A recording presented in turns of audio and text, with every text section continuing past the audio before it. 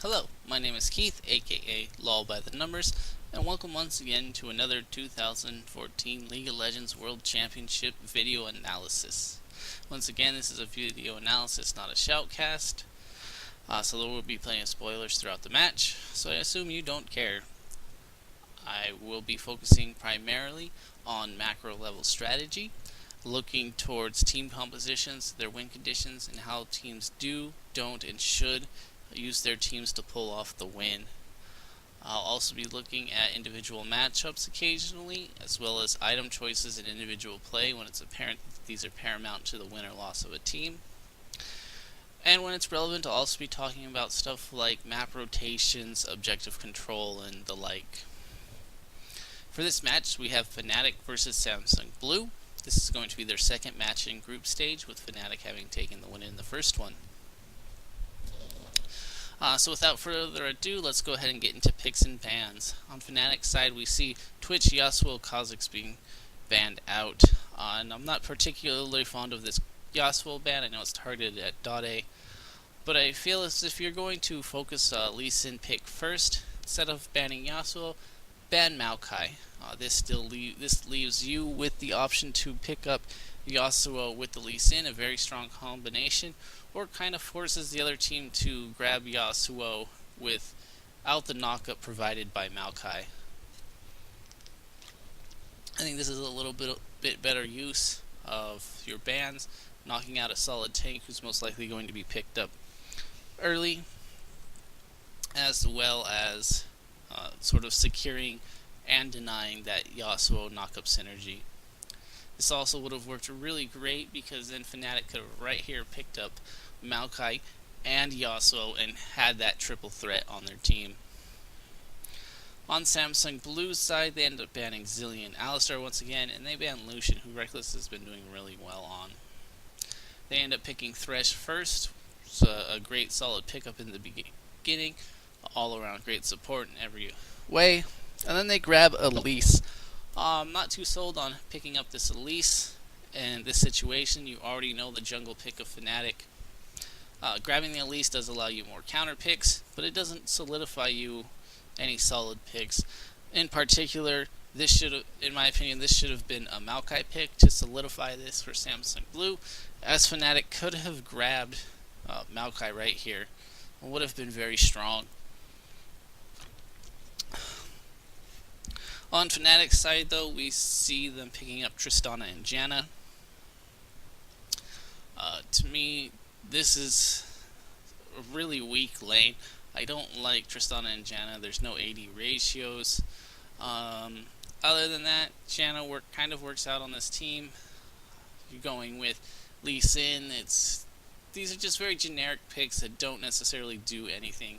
I don't like Tristana as a pick throughout Worlds. She does do well in some situations, but not quite.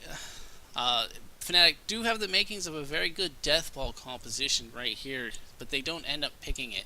This would make Tristana very good in this situation.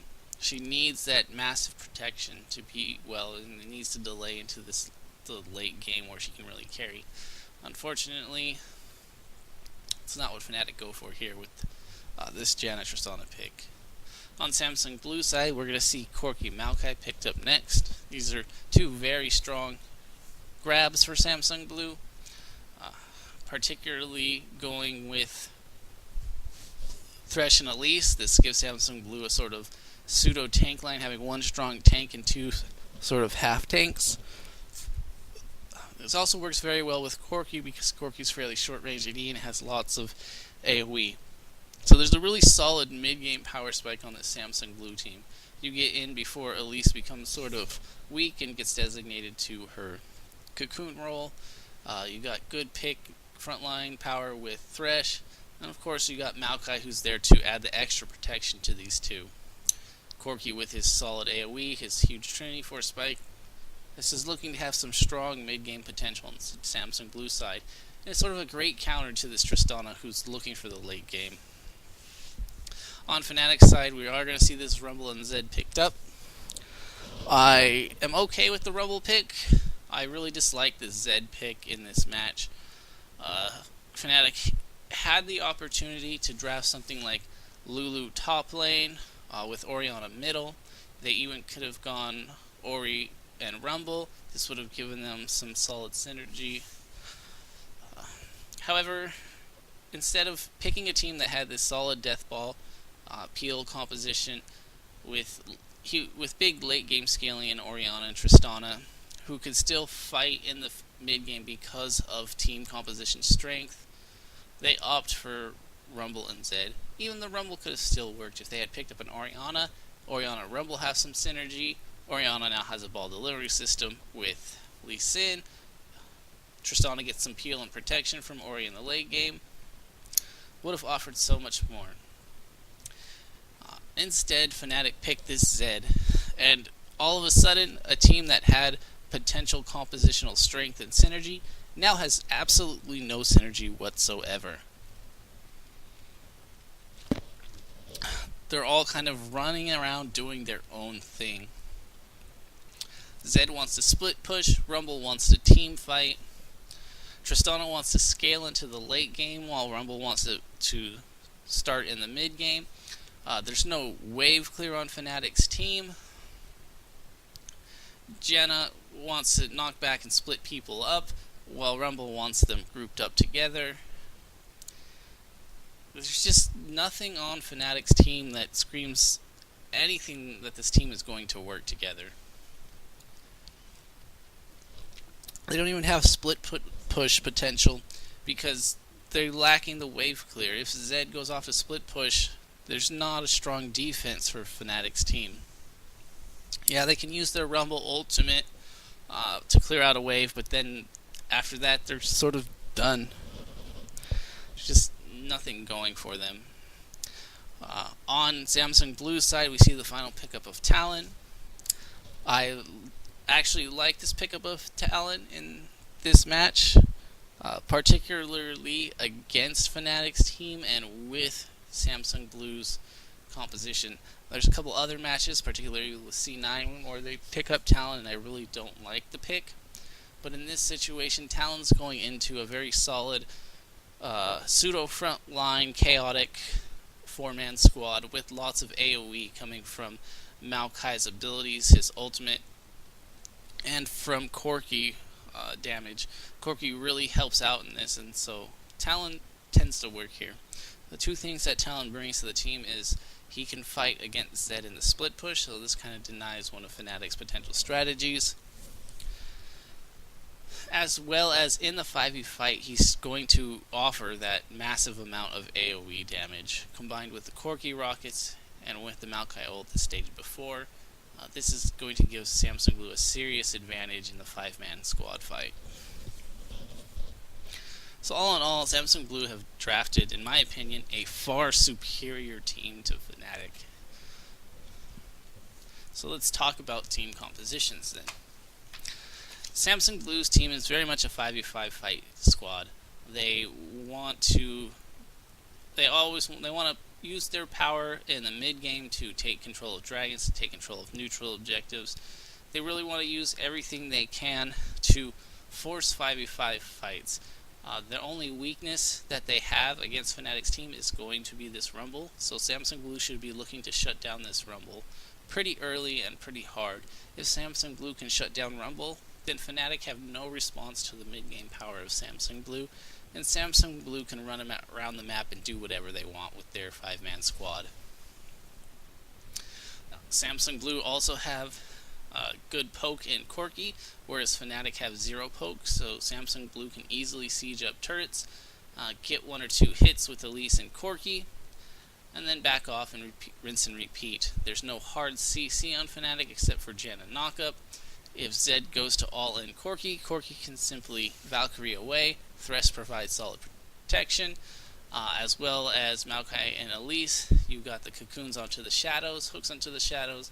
You have the snare to peel from Maokai, as well as his aura for the protection against the assassination ability of Zed onto Corki. So there's really no target for Zed to go in on Samsung Blue's team. And with no hard CC, it means Corki is able to freely poke turrets at will. It doesn't even have to worry about getting caught for it. There's no way for Fnatic to punish Samsung Blue for sieging up and poking. This level 1 play is very tricky by both sides. Very interesting. Gives Fnatic a little bit of a lead. We saw that Janna gave up first blood at the bottom. She made some bad movements running away. She could have been safe. She made some bad movements even going into the jungle to look because Fnatic didn't ward up. And then Samsung Blue try and take an advantage up top. They were looking for the to go for the 2v1 up top to catch this Janna and Tristana who wanted to avoid the lane. Instead, when Samsung Blue go for the jungle invade pressure, they get beat out by Fnatic. Fnatic end up getting red buff of Samsung Blue, force Corki away very early. Since Corki's so low, by the time he's going to get into lane, it's too late. Samsung Blue decide to send Maokai and Thresh up top and Corki to the bottom. We end up with a very solid lead on Tristana. The unfortunate part is that Rumble is getting very denied here. And we're going to see this come into play, and he's going to be in a huge deficit throughout the game, pretty much at half HP of Maokai at all times, even when Maokai is running at like 100 something CS. Rumble is still at half. Samsung Blue make a smart move down here. Whenever you're not doing a lane freeze, you want to gank the bottom lane, their top champion. That way you can deny them that wave of EXP and this creep gold at the bottom turret. Unfortunately for Samsung Blue, they missed the cocoon. Rumble's able to simply walk around and survive. If that cocoon had hit, Samsung Blue probably could have killed him. Would have denied him even further. So, smart play by Samsung Blue. Unfortunately, a couple missed skill shots made it not work. So this early game is going kind of in Fnatic's favor, but not entirely. The one person on Fnatic's team that Samsung Blue want to deny is being denied. So, going back to the team composition, Samsung Blue has said before, they're looking for these 5v5 team fights to get off a lot of their AoE damage, to just use their much better strength, their sort of 2.5 front line in Maokai, Thresh, Elise, with the chaos that's going to be sown in by Talon in the front line as well. This is going in against Fnatic, who don't even have a real front line. They have Lee Sin as their tank, and he doesn't make that great a tank. He's looking for plays, not to be a beefy target. So we generally see him almost always pick up Sightstone to go for the insect ultimate plays. So Samsung Blue really can just bulldoze over Fnatic's team in the 5v5. So that's Samsung Blue's team, their win condition. Group 5v5, look for objective plays at Dragon. Look for turret sieging, as you can't be stopped by Fnatic. Generate a gold lead, generate a power spike lead, especially when Corki hits his Trinity Force. Take the fight to Fnatic, go straight for their turrets and just push them down, whittle them out at the turrets. There's nothing that Fnatic can really do in terms of team compositions to win this game. So, Fnatic's team composition. What do they have? As complained about earlier, nothing. Fnatic's team composition is bad. There is no team synergy at all. There's not really any playmaking abilities. They're lacking in everything. They don't even have... I mean, they could potentially win the late game, because Tristana will be able to outscale Maokai, but then the rest of Fnatic's team is going to fall off too, so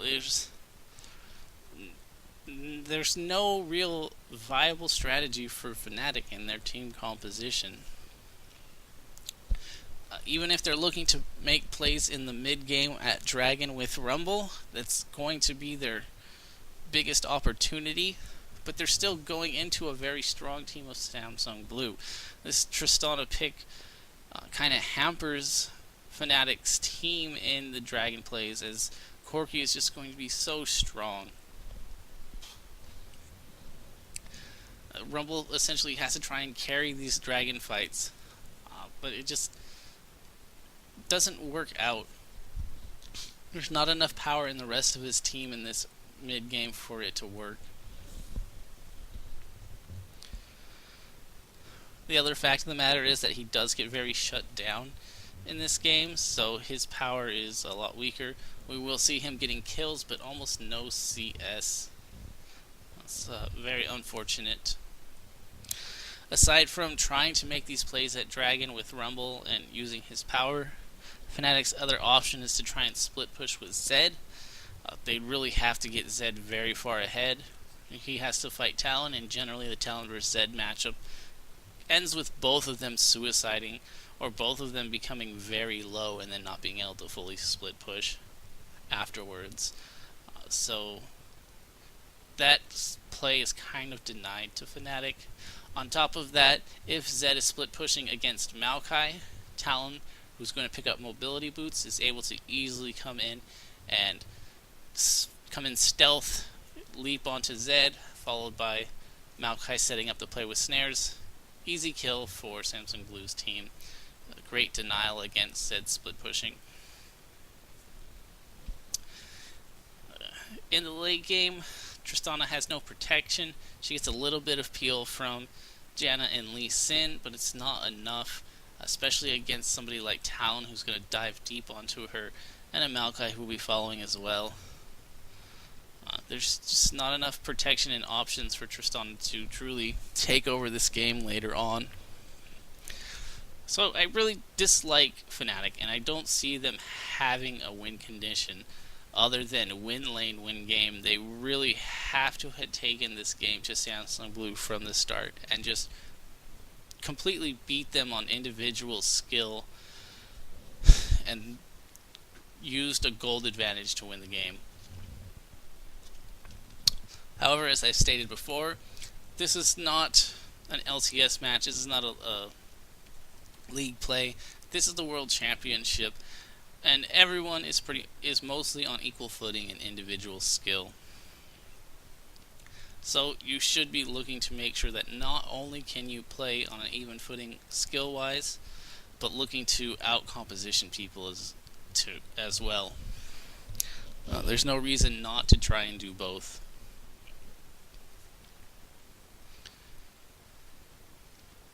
So if we look at the game, things are going kind of even across the board. Rumble's really behind, but he has 2 kills. Everyone else on Fnatic's side is ahead. So they're doing well in the lane on CS. But they let Samsung Blue get a free Dragon. Like I said, you have this Rumble power, even though it's not that great. Whereas you're still kind of fighting on even footing against Samsung Blue at Dragons. You have to use that opportunity. You have to try. And Fnatic didn't. They let it go. Tristana was able to get the turret though, so it's sort of an even trade. But I still don't see a reason why you would even let that happen. If you're going to pick Rumble, you got to fight for those Dragons.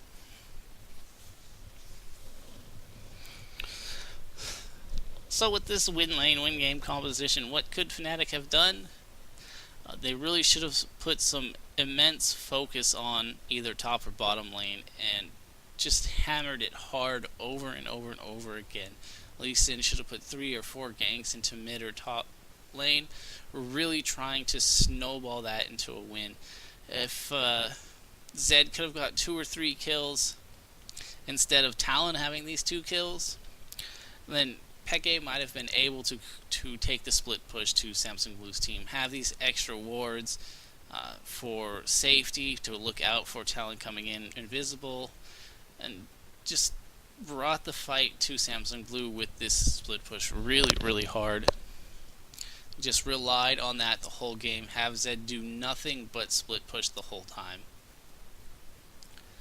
And that potentially could have drawn Samsung Blue apart, allowed the 4-man squad of Fnatic to take turrets. And that could have been an option. Brute force method is what Fnatic had to use, and Zed was an option for them to brute force with ganks and get him to a point where he could do some good work in the game.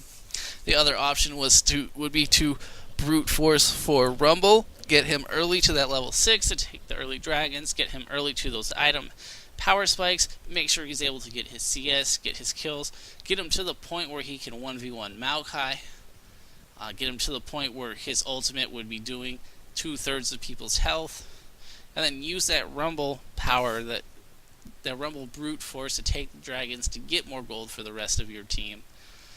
And that could have been a way Fnatic generated a gold lead to win this game. Fnatic absolutely had to get ahead in this game.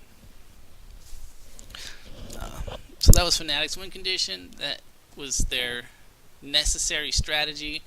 There's really no other choice for them with the composition they built. Their macro level strategy was really bad in terms of team compositions, and it makes me want to say ew. So enough with that. On Samsung Blue's side, we see Talon picking up Ravenous Hydra. I have said it before, I'll say it again, I really dislike this as a pickup for Talon. I think it's a terrible waste of gold. Going from Tiamat to Hydra costs 1400 gold. With that 1400 gold, Talon can pick up a pickaxe and a longsword, building his way towards his Last Whisper. This would give him the same amount of AD that the change from Tiamat to Hydra gives, as well as building towards a better item. He also could have saved up another 150 gold, picked up a BF sword. BF sword would build into an infinity edge. BF sword would provide more AD for Talon, and it would provide another build path into a really strong item with infinity edge. If Talon goes in with an infinity edge and gets a crit, that almost guarantees him to burst down his target instantly.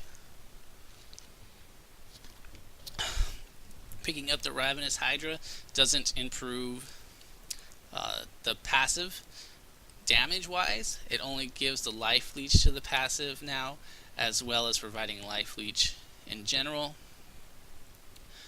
With Talon, you're going to be grabbing the crystalline flask anyways. When you're wave clearing for the split push, you don't need the Hydra for the life leech. You can simply rake Tiamat proc, one auto attack, the wave's dead.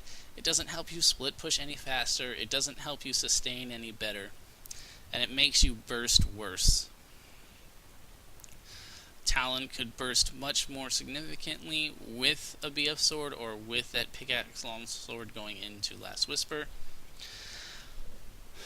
And burst is what you want with Talon. No matter if it's single target against one person in the split push for the duel or in the team fight. Particularly in the team fight, having more AD is going to give you more damage on that rake, more damage on your ultimate, and be of much more value than this life leech off of the Ravenous Hydra. So, I don't like that pickup on Talon ever. Just take note of that, and it does come into play later on.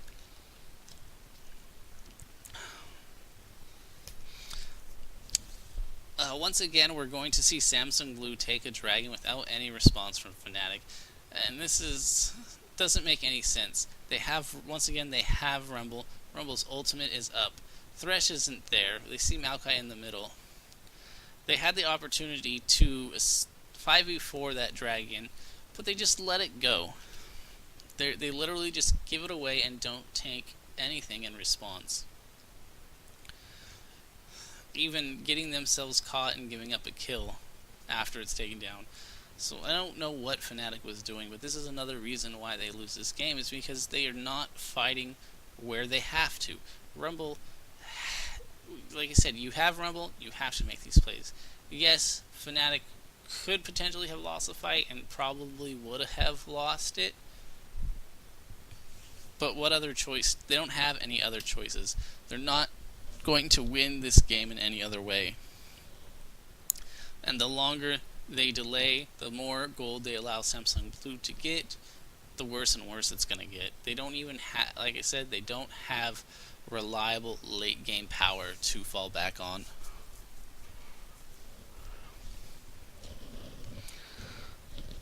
Now, if we look at the CS, we do see Rebel is 60 CS behind Maokai. He is really fallen behind, and it has hurt. He's gotten 3 kills, so it's allowed him to stay relevant. It's also kept him in decent EXP, but there's just so much missing CS on Fnatic's side that should have been accounted for earlier. Like, if Rumble had these 3 kills and then was up to 110 or so CS, this game could have been different, or at least Fnatic would have had more power in the Dragons. Maybe they would have then decided, okay, we can do Dragon because they're not looking at such a huge CS deficit. Maybe that's why they were afraid to fight at Dragon. I'm not sure. I'm not Fnatic, but Fnatic are just kind of letting this game go to pieces. You can't simply tell yourself, oh, we have Tristana, we can win. That's not how it works. On Samsung Blue's side, I like the pickup of Sightstone by Elise, even though it's a little bit later. This is because Samsung Blue are ahead. If you're going to grab a Sightstone on your jungler, when it's not early, you want to make sure that it's when you're ahead. This just allows you to stay ahead better by providing more wards along flanking paths for when you siege with your team composition. If Samsung Blue had been behind, I wouldn't have recommended it. Just rather get some combat stats and some wards. Because it's also Elise, and because her team is strong, she could have sat back a little bit. And here's where we're going to see this Hydra come into play. XPK gets away with almost no health. In fact, it's a dangerous game that allows him to survive. If Talon had had just a little bit better itemization, he could have won that fight. If instead of that Ravenous Hydra, imagine that he had a Last Whisper, or he had a BF sword, even that 10 AD more would have been enough to secure him the kill. So unfortunately, a bad item choice misses Talon out a kill. And it's only barely, and you could argue that there could have been some better skill play in that situation, but in the end, if he had had better itemization, he could have won.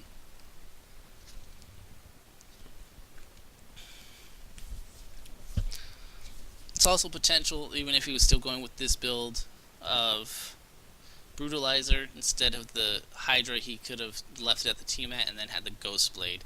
And the Ghost Blade might have been enough for him to get the kill too. One thing to note that's going to happen in terms of items is Thresh is going to end up picking up a Locket and not Mikhail's Crucible.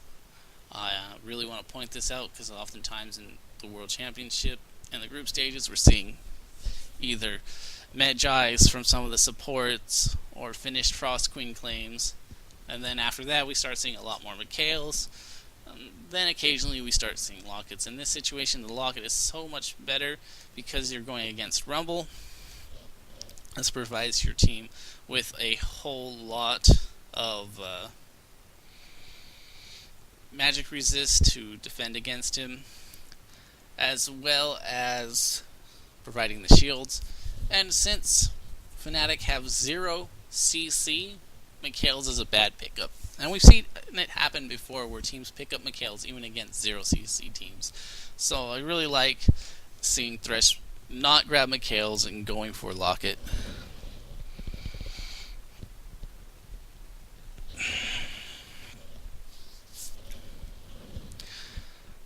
So right now, Samsung Blue are actually taking their sweet time, to be honest. There's still a tower open in the middle that they could be sieging. There's tier 2 turrets they could be attacking once that's down. Samsung Blue have the potential with their team for that siege and poke that Fnatic can't respond to. So Samsung Blue could easily just pressure middle and take down turrets, move into tier 2 turrets as a team. So Samsung Blue are delaying this game when they have no need to. And Fnatic are going to get a little bit stronger as the game moves on with Tristana, but it's not enough for Fnatic as stated before. Once again, third dragon comes up, no response from Fnatic. They don't take it. They don't put pressure on it. They don't have wards on it. They don't put pressure on another turret. They're just giving it away for free. You can't do this. You have timers in the game for a reason. Anytime you see one of these timers come up, make a plan for what you're going to do. If you're not going to fight for it, make a 5-man push on one of the turrets so that you're able to take an objective. In this way, you're trading gold, even if it's not quite even. You're not falling as far behind.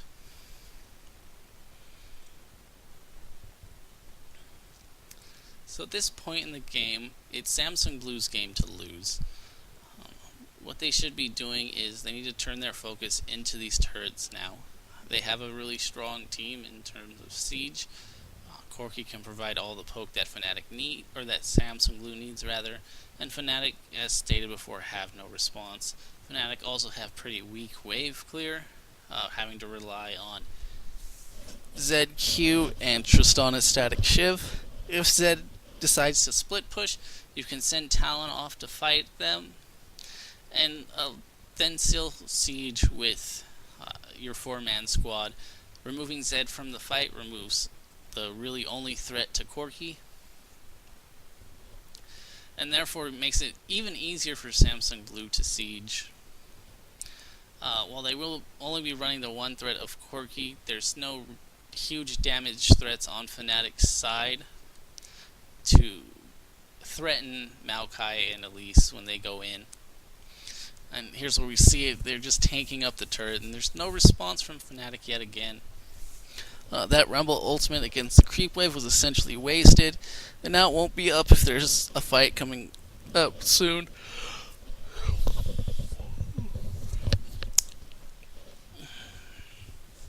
So this is the problem for Fnatic, as stated, is they have no response to Samsung Blue's team at all. Having talked enough about that, all Samsung Blue needs to do to win right now with the turrets down is focus on Dragon, Baron, and turrets. I know this sounds like a lot, but the point is, don't worry about getting champion kills. Put your focus on these objectives, pick one, and completely focus on it. You don't need to worry about anything else. Pick a turret, pick a T2 turret, send your team there to attack it, siege it out, get the poke damage on it with Thresh, Elise, and Corki, and just slowly take out the turrets. Fnatic will be unable to respond back, they won't be able to engage, they don't have any picks or catches with CC, and their assassination ability is kind of shut down by the CC of Samsung Blue. If I were in the game, my options would be, I'd say, go bottom lane. Let's go ahead for that tier 2 turret. We'll rotate between bottom and mid. We have to be a little bit careful not to fight Fnatic in the jungle, and it may be best to simply go down the lane as 5, work on a turret, and just be prepared to trade with Fnatic if they decide to rush somewhere else. You're ahead in items and damage, so you should be able to win the base race if it comes to it. That's just the options that Samsung Blue should be working with. On Fnatic's side, they're shut down. They should send Zed top to split push or bottom or something. They just really don't have an option. And we do see them using 2 ultimates to kill one person. Zed and Rumble attack Talon, and this gives Samsung Blue a huge opportunity. In fact, if they wanted to rush Baron right now, they could take it without response. Fnatic aren't even reacting to this 4-man squad missing. So there's just a massive opportunity for them. Unfortunately, they don't end up taking it quick enough. It's not a great response. I would have loved to have seen them, seen Talon go, .AB, hey, 2 ultimates are down, Zed and Rumble, go take Baron, just because they've had vision control for a long time. Instead, they don't do anything. They're kind of just running around this Baron side. Fnatic really out-rotate and outplay them. They take the mid turret, they move into the bot lane, and we're going to see a trade of bottom inhibitor for Baron. This is huge for Fnatic. It ends up in a 3 turret trade plus an inhibitor for Baron, when Samsung Blue could have just backed off earlier, taken Baron right away, and then Fnatic wouldn't have gotten any of these things. So a real big misplay by Samsung Blue to allow this trade to happen.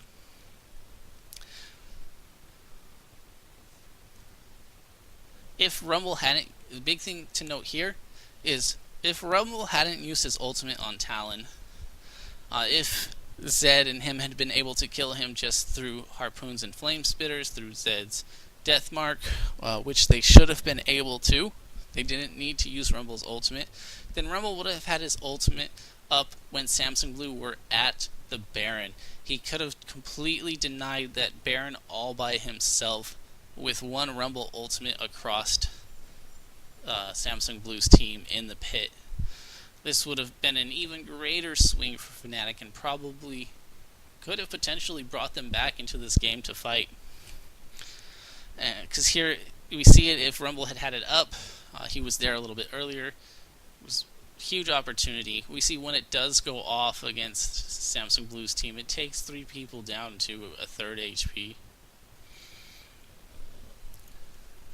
So just a bad use of Rumble Ultimate to secure a kill that was already secured.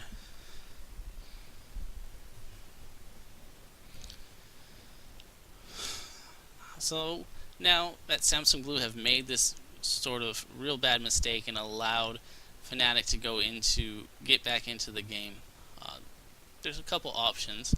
They can wait out their inhibitor, try and get some stuff mid, just delay. Once the inhibitor's back up, focus on bottom lane, try and even things out down there and take the inhibitor. With the kill on Zed, this is also a great time for them to be pushing bottom. Unfortunately, the creep wave's too high, so it's just a little bit of creep wave mismanagement. So Samsung Blue just need to delay, as mentioned before, until the inhibitor respawns, and with Baron, Fnatic can't make many plays. Fnatic, however, should be looking to get that inhibitor again almost as soon as it spawns. It would be really great if they can take that out a second time before having a real team fight. That way they can split up Samsung Blue's team. If they're able to get, with this inhibitor down, if they can get it down a second time before they're in trouble, then Fnatic can run Zed up top with the split push, 4-man in the middle, super creeps in the bottom lane, and that could essentially allow them the opportunity to push in towards more inhibitors and take more of Samsung Blue's base.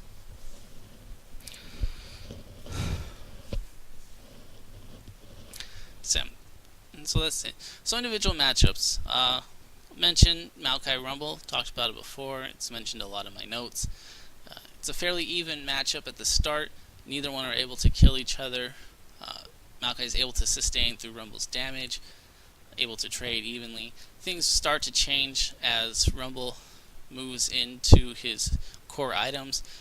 If he picks up Haunting Guy, Sword Boots, and Maokai doesn't pick up any magic resist, then Rumble can all-in Maokai and kill him. He takes full control of the lane and completely dominates him. This is why I always suggest that Maokai's pick up an early Negatron cloak, even though it delays the Rod of Ages by a couple minutes. It does negate all of Rumble's options, rather his item options. Rumble picking up Sword Boots and Haunting Guys gives him 30 magic resist. Haunting Guy or Negatron cloak offering 40. The difference in gold is huge, 720 I think believe it is for Negatron Cloak? Well, it's about 2,500 gold for Rumble's Haunting Guys and Sword Boots. So even delaying yourself a little bit gives Maokai a huge advantage. If you don't pick up this magic resist as Maokai, you're really asking to be killed in the one-on-ones. In the mid lane matchup, Zed vs Talon, super volatile lane. It's high skill, high suicide lane. Both of them able to completely all in the other and get the kills. You really have to decide in that matchup if you're going to go for the level 2 all in, and if you do, dedicate yourself to it really quickly with that second creep wave, because if you don't win the rush to level 2, then the other person if they're planning to rush to level 2, then they're going to win. They're going to get that huge leap. It's a little less vulnerable for Talon, as Talon generally picks up Crystalline Flask, so he's going to be able to retreat after level 2 and heal up more than Zed can. But on the flip side, Zed is also able to get that level 2 just slightly faster because of his passive proc onto the creeps. So it's really tense, volatile matchup. As the lane progresses, we see a lot of this stuff where they both end up killing each other. Talon having the higher burst, but then Zed's Deathmark providing the final burst he needs. Even at the level 6s this happens, and it's sort of a big game of chicken. If Talon uses his ultimate first, that means Zed's able to get his Deathmark off. If Zed uses his Deathmark first, then Talon's able to use his ultimate to negate a lot of the damage that it's going to put out after the Deathmark goes on. So it's really just hammer each other's faces, and you generally come out even on both sides, but then both sides just end up killing each other. Suicide matches. The big difference comes in here, where Talon has picked up a Quicksilver Sash, and this is going to deny Zed a huge portion of his damage.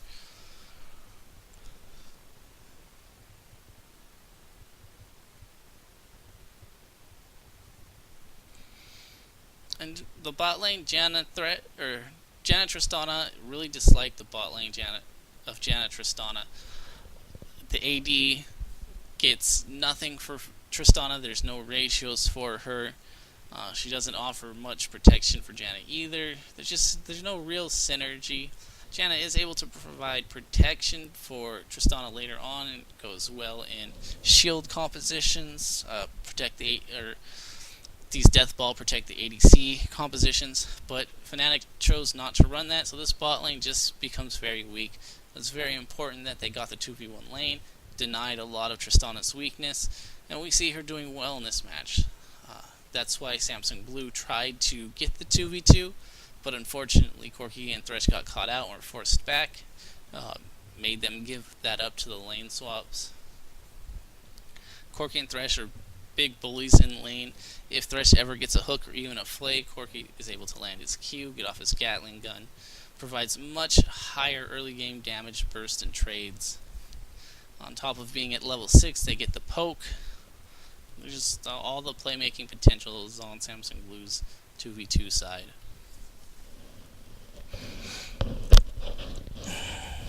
So now Samsung Blue had waited out the inhibitor spawn. They do a real good job of denying vision of Fnatic and taking a lot of vision in the top jungle of Fnatic, and they're able to get this Baron for free. They really shouldn't have been able to get the Baron for free. Fnatic should have been fighting them, particularly with the Rumble ult. It was really the only chance they had to come back in this game. Yes, they were behind. Yes, they would probably have lost the fight at Baron, but with its damage reduction, with its magic vulnerability, they needed to use Rumble there to try and at least go even or win or stop Samsung Blue something. By letting it go for free, Fnatic essentially solidified their loss in this game. They even could have had Zed on the bottom split pushing. If they really wanted to be tricky, they could have ran 5-man through the jungle, with the Baron timer while Samsung Blue were setting up for it, taken the inhibitor with 5 and traded inhibitor for Baron again, potentially even gone straight into the turrets and tried to base race. Rumble could have teleported to Baron or something and then tried to use his ultimate to delay. It could have been a sacrificial lamb, and maybe Fnatic could have base raced this. Tristana is particularly good at this, and Zed also has good AD and solid damage, so it could have been an option for Fnatic. A very unlikely one, but something. This whole wait for our death is not an option, and is a guaranteed loss for Fnatic, just one that takes a bit of time.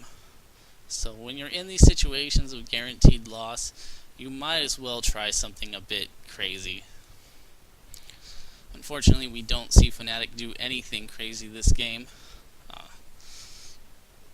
Really, there's no solid attempts at coming back for Fnatic. The one time they do get the open inhibitor, that's more misplays on Samsung Blue that Fnatic took advantage of, or rather than on Fnatic making their own plays.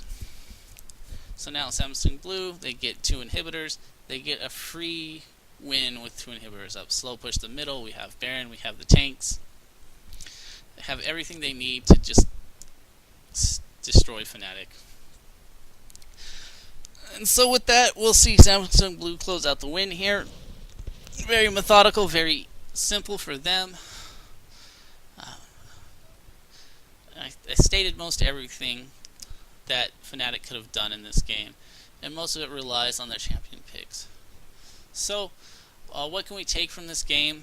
Like several other games, we can take away how important team compositions are.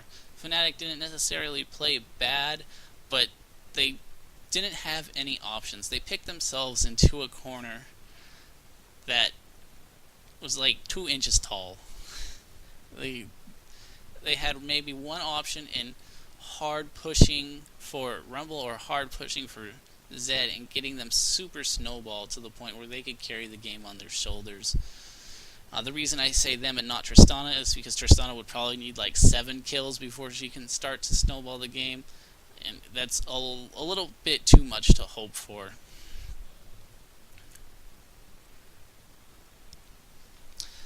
So take away from this game that your team compositions really, really, really matter. And if you pick the wrong ones into the wrong team, then you essentially have lost already. In this case, Fnatic have picked a team with absolutely no synergy. Every lane is simply playing for themselves rather than looking to work together, and it's entirely noticeable in this game. There's almost no time when Fnatic are truly fighting as a team. They're getting 1 or 2 picks here in the 2v2s and 3v3s and outnumbers. There's several fights where it's actually the 4-man squad of Samsung Blue and Fnatic fighting while Zed and Talon just kill each other. This works in Samsung Blue's favor entirely. It's much better for them to remove Zed from the fight than it is for Fnatic to remove Talon from the fight.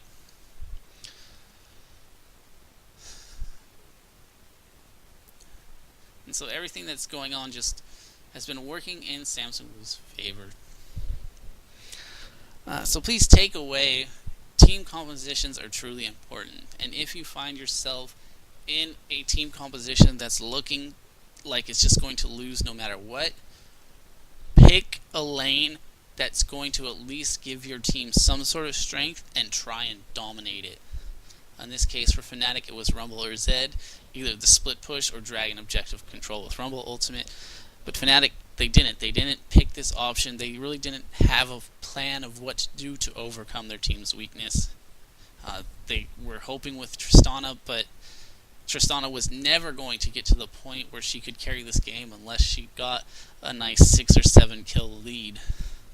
And that's just a little too much to hope for. So take that away. Just team compositions are important, and they can easily win games on teams again when both teams are of similar skill level, and that's the case throughout Worlds.